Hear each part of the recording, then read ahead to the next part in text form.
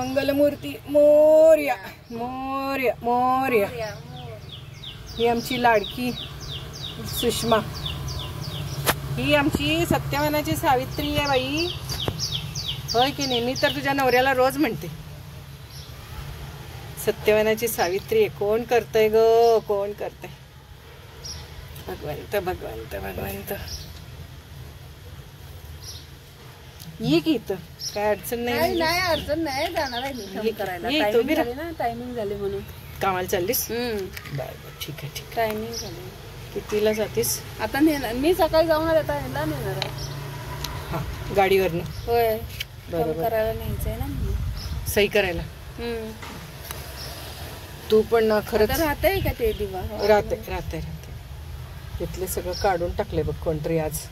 सगळं मी इतकं छान ठेवलेलं असते की नाही, सगळं काढून टाकतात. आणि सार्वजनिकला आपण काय बोलू शकत नाही. हे ईश्वरा सर्वांना चांगली बुद्धी दे, आरोग्य दे, सर्वांना सुखात आनंदात ऐश्वर्यात ठेव, सर्वांचं भलं कर, कल्याण कर, रक्षण कर, आणि तुझे गोड नाम मुखात खंड राहू. भगवंत भगवंत भगवंत. धर वा.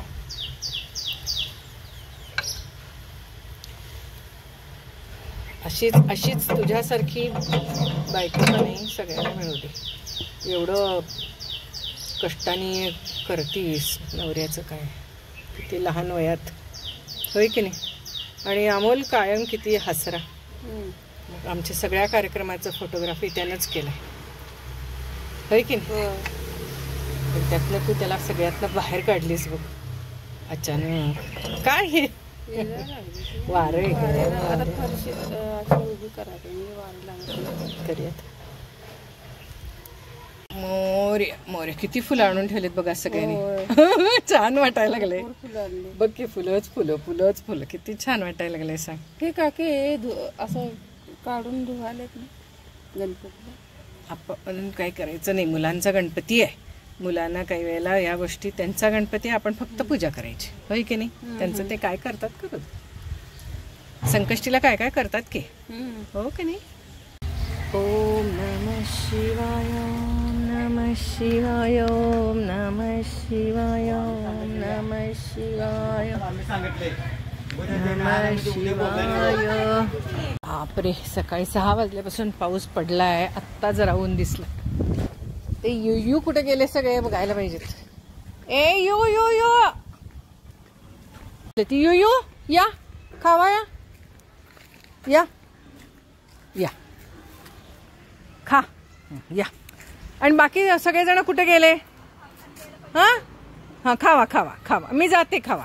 चक्क वडाचं झाड, पिंपळाची आलेली दिसतात. पुन्हा हे बघा पारंब्या सुद्धा सोडल्या. पिंपळाची आलेली दिसतात, पुन्हा उंबराची भरपूर दिसतात, पण वडाचं नाही. चला काढूया. निघालं आता, कुंडीत लावूया. सुंदर झाड मिळालं. हे म्हाताऱ्या बायकांसारखं आपलं मी हल्ली हिंडत असते दुपारी, काय आवडच. चला यामध्ये हे टोचून देऊया. हे बघा, झालं कामच झालं. येतंय आता. कसं आहे, ह्या सीझनला येतेच, झाडं येतातच ह्या सीझन.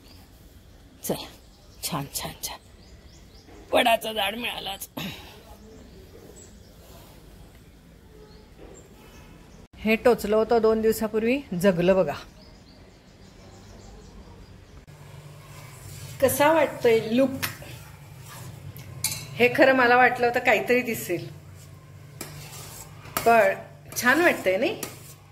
आणि असे केस जर का वर बांधले तर ते जास्त कानातलं छान दिसतं, असं माझ्या लक्षात आलंय.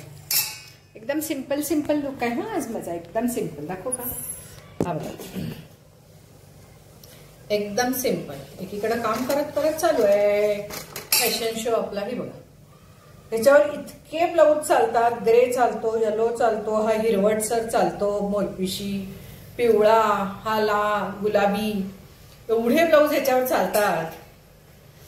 उन्हाळ्यातली न नेसण्यासारखी साडी आहे आणि इतर सीझनला एकदम छान आहे. छान आहे की नाही?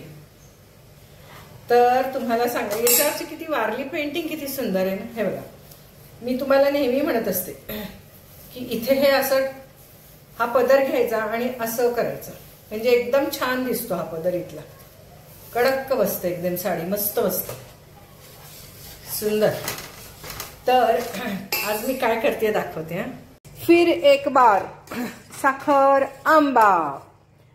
मी आता एकदम साखर आंब्यात एक्सपर्ट झाली आहे बरं का. आणि तुम्हाला एक सांगते, एक तोतापुरी आंबा एका वेळेला आपला खाऊन संपतो.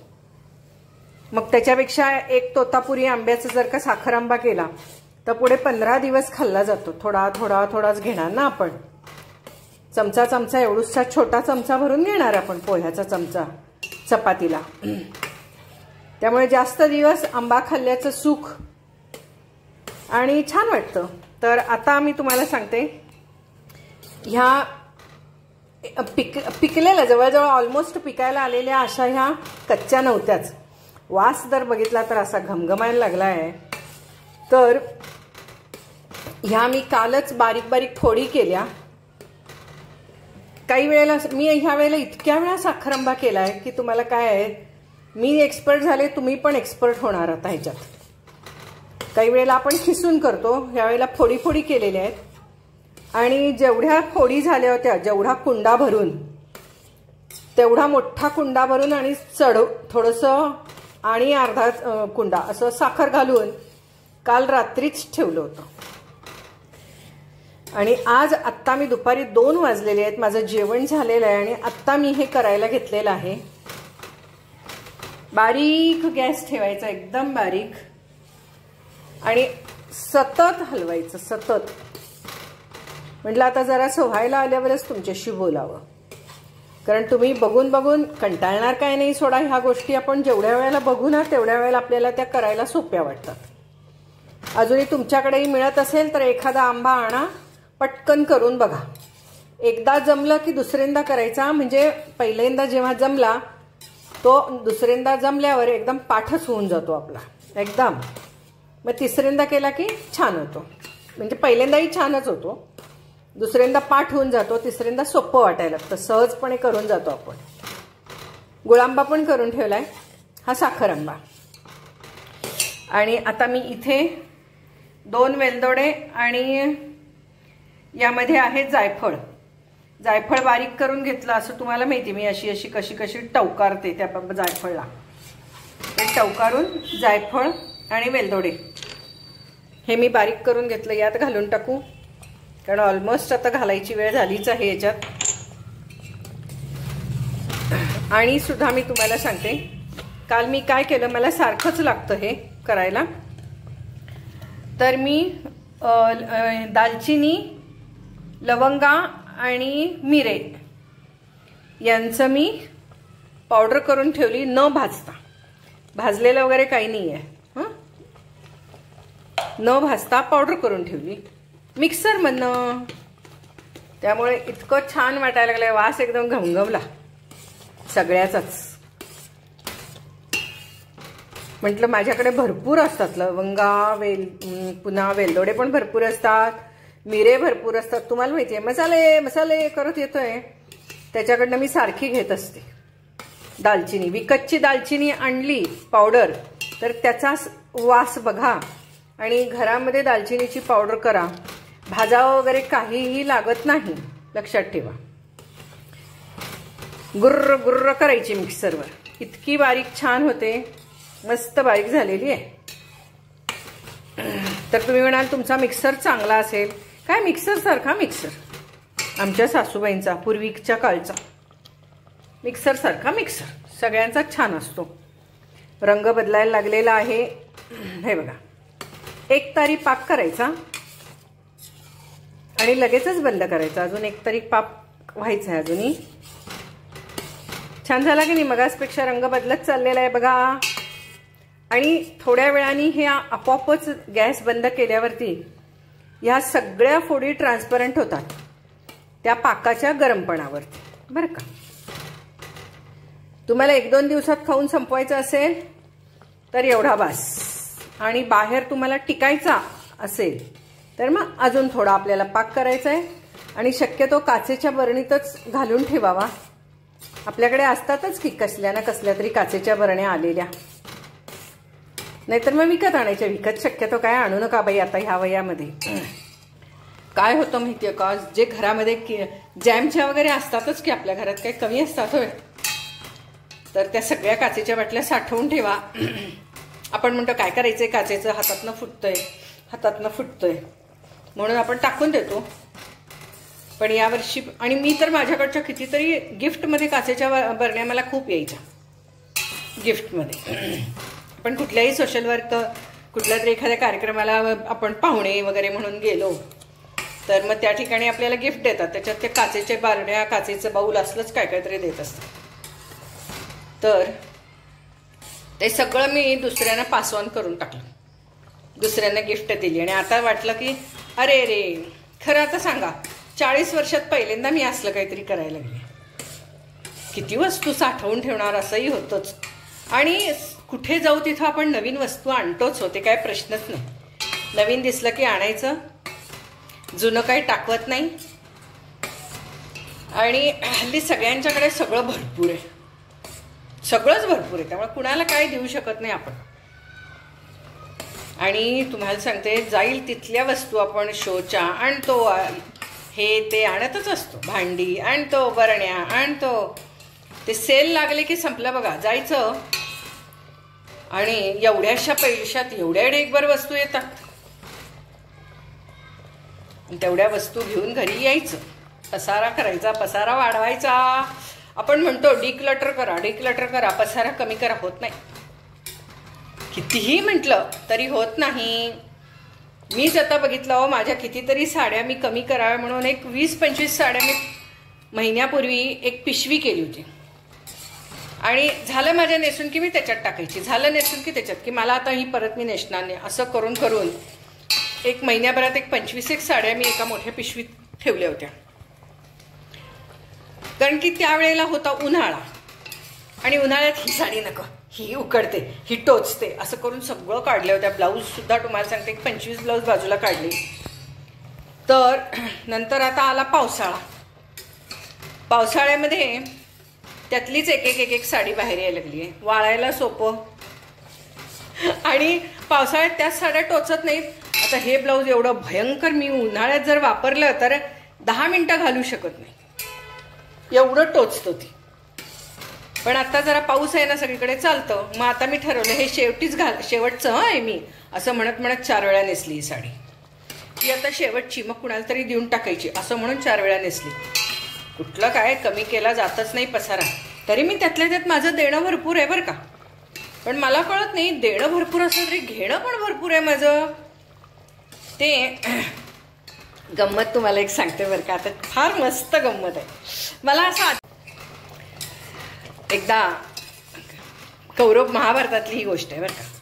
अगदी सुरुवातीला जेव्हा धृतराष्ट्रानंतर, पंडूच्या नंतर पांडव याच्यावरती आले, कशावरती, राज्य करायला आले, तर त्यावेळेला दुर्योधनाला राग आला, कारण धृतराष्ट्र मोठा भाऊ आणि पंडू धाकटा भाऊ. तर मग त्याला काय वाटलं की नाही, माझ्या वडील आंधळे आहेत, त्यामुळे मला अधिकार मिळालेला नाहीये, तर मलाच हे सगळं मिळायला पाहिजे. पण तरी सुद्धा हे सगळं पांडवांना मिळालं राज्य तेव्हा.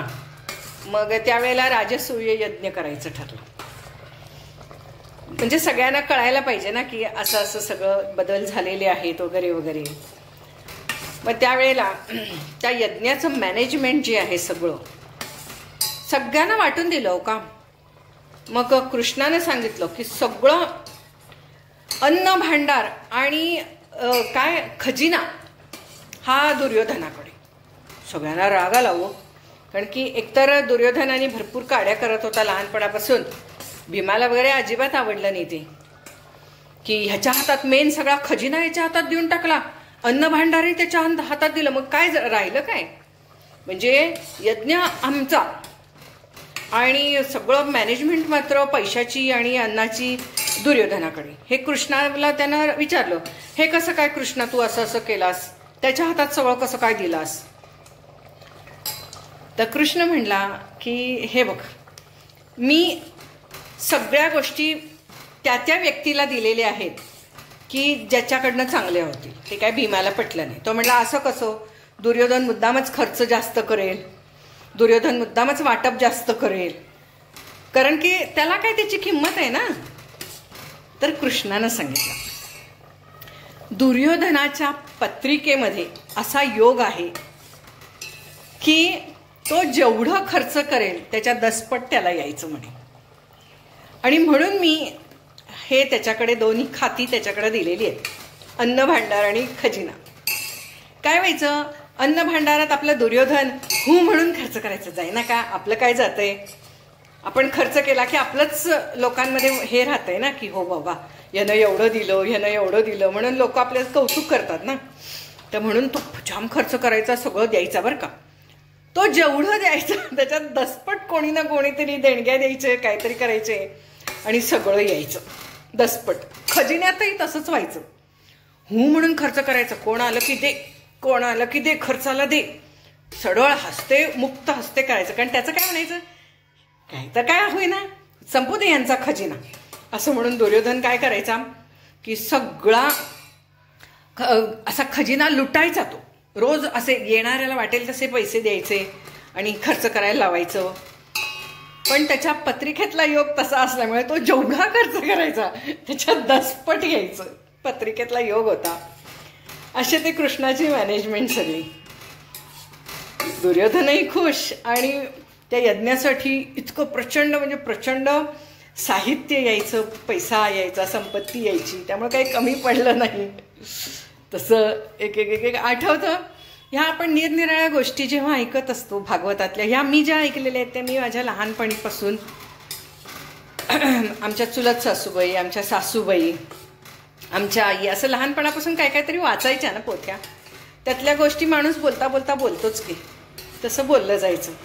आमची आजी, तर तसं ह्या ऐकलेल्या गोष्टी आहेत. कळत नकळत ह्या गोष्टी ऐकल्या जातात आणि आपल्या मनामध्ये घर करून राहतात आणि अशा अचानक आठवतात आपल्याला. आणि मला ते छान वाटतं सांगायला तुम्हाला. आता हे सगळं सोशल मीडिया आहे हो, ज्याच्यावरती आपल्याला भागवत वगैरे ऐकायला मिळतो. अगदी रेग्युलर आपण ऐकू शकतो, निरनिराळ्या मोटिवेशनल गोष्टी ऐकू शकतो, काय काय काय काय ऐकू शकतो. पण पूर्वी काय, घरामधले असणारी मोठी माणसं, गुरु, टीचर, शिक्षक, शाळेतले, हेच सगळे आपल्याला मोटिवेटर होते किंवा हे यांच्याकडनंच आपल्याला सगळं ज्ञान मिळायचं नाही का. पण मला तर असं वाटतं की शाळा म्हणजे एकूण तुम्हाला सांगते, प्रत्येक शाळेमध्ये आत्तासुद्धा, अगदी ती कुठल्याही मीडियमची शाळा असू दे, प्रत्येक सणाचं महत्त्व तिथं पटवून दिलेलं असतं. आता वारीच्या निमित्ताने काय वाऱ्या निघालेल्या आम्ही बघितल्या रे बाबा. घरावरून आसपास शाळा असल्यामुळे सगळ्या शाळांच्या वाऱ्या आमच्या घरावरूनच. तर त्या वाऱ्या बघितल्या म्हणजे मला तेव्हा असं वाटायचं की खरोखर शाळा म्हणजे संस्कारही करते, शिक्षणही देते, आपली परंपरा राखण्यासाठी आणि मुलांच्या मनात रुजवण्यासाठी सुद्धा किती कष्ट घेत असते शाळा, आहे की नाही. कुठल्याही याची असं आपण त्याला इव्हेंट म्हणून बघत असतो किंवा शाळेमध्ये तो एक कार्यक्रम म्हणून बघत असते, पण आपल्या परंपरा पण किती जपल्या जातात ना. पूर्वी होतं की नाही, आमच्या वेळेला असं परंपरा सण वगैरे असं काही नव्हतं, फक्त एक शारदोत्सव असायचा नवरात्रामध्ये. पण मग तेव्हा फक्त निरनिराळे मोठे चरित्रवान व्यक्ती, त्या सर्वांचं पुण्यतिथी, जयंती हे सगळं असायचं. आणि मग त्याच्यासाठी मग त्यावेळेला तिथं कार्यक्रम असायचे, भाषणं असायची. पण असे सगळं परंपरा आणि हे संस्कृती आमच्या शाळामध्ये असं नव्हतं त्यावेळेला. आता असणार की, आमच्या पूर्वीच्या ज्या शाळांमध्ये आम्ही शिकलोय तिथे असणार की आता हे सगळं. तर आता गप्पा मारत मारत तर मला सांगायचं होतं, शाळा म्हणजे फक्त जाऊन शाळा शिकण्याची शाळा नसते ती, तर तिथे संस्कारसुद्धा, आपण घरात जे काही करू शकत नाही ते संस्कारसुद्धा तिथं होतात, शिक्षण दिलं जातं आणि परंपरा जपली जाते, परंपरा रुजवली जाते बालमनावरती ती शाळांमधनच. चला तर मी आता ही परंपरा तुमच्या मनात रुजवतीये. हा बघा गोळी पाक पडायला लागला काय, हा बघा मस्त पाक झालेला आहे. वर्षभर हा बाहेर टिकणार आहे. असा हा आपला साखरांबा झाला. हा इथून इथे ठेवूया, नाहीतर कडक चिक्की होऊन बसेल, रबरासारखं होऊन बसेल. तर हे बघा किती सुंदर झालं आहे बघा. पडतीये का गोळी? हां, तर परफेक्ट झालेला आहे आपलं वर्षभर टिकणारा हा साखरांबा आपला तयार झाला.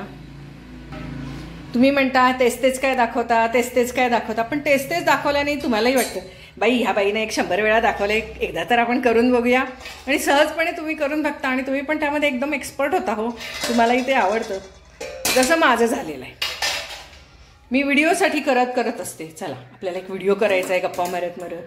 मग व्हिडिओ पण होतो आणि रेसिपी पण होते, तुमच्याशी गप्पा पण होतात, सगळंच होतं. मला आनंदही मिळतो. आणि तुम्ही म्हणाल की तुम्हाला शुगर आहे आणि एवढं तुम्ही एकटे खाणार.